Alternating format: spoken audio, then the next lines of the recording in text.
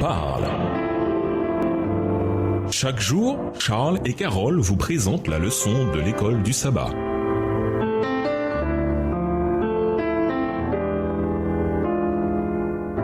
Bienvenue dans votre émission Dieu nous parle. Nous voilà au mercredi 14 décembre.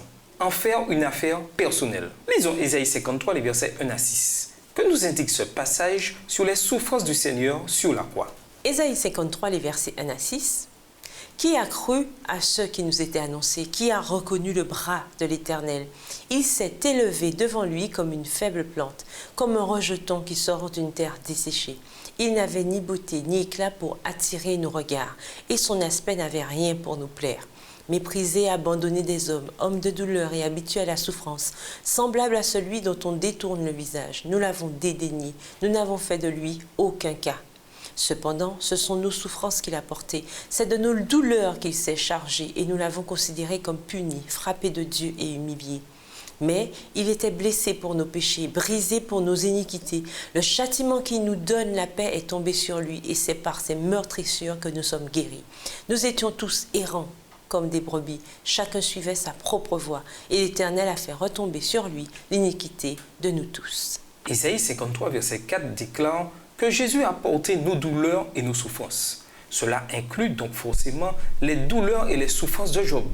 Et pas seulement celles de Job, mais celles du monde entier. C'est pour le péché de tous les humains que Jésus est mort sur la croix. Il n'y a qu'à la croix que le livre de Job peut donc être mis dans sa juste perspective. Car c'est là que le même Dieu qui s'était révélé à Job, le Dieu qui enseigne à l'aigle comment voler, le Dieu qui assemble les quarks, a souffert plus que tout être humain, y compris Job, n'a jamais souffert ou ne pourra jamais souffrir. Les chagrins et les deuils que nous vivons individuellement, il les a pris tous ensemble. Personne ne peut donc faire de sermon à Dieu sur la souffrance, pas quand, dans son humanité, il a pris sur lui l'ensemble de toutes les souffrances que le péché a entraînées autour du globe. Nous ne connaissons que nos propres deuils, nos propres chagrins. À la croix, Jésus les a tous vécus. Le Dieu qui a demandé à Job, connais-tu les lois du ciel? Est-ce toi qui règles son pouvoir sur la terre? Job 38, verset 33.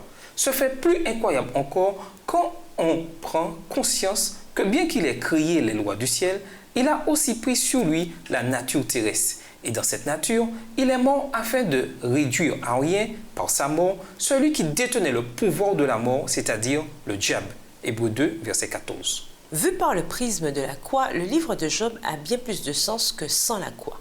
Car la croix répond à de nombreuses questions que le livre laissait sans réponse.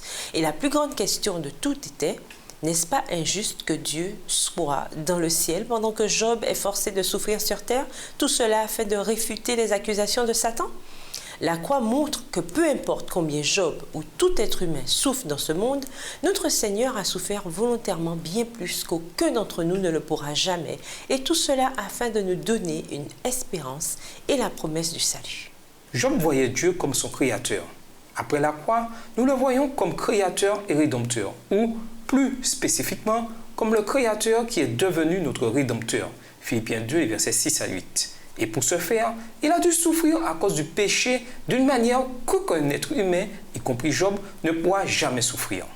Ainsi, comme Job, mais plus encore, nous ne pouvons que nous écrier devant une telle vision. Aussi j'ai horreur de moi et je me désavoue sur la poussière et sur la cendre.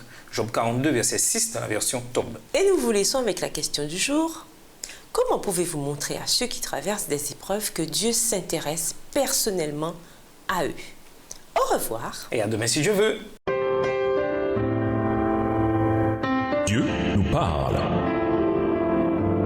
Chaque jour, Charles et Carole vous présentent la leçon de l'école du sabbat.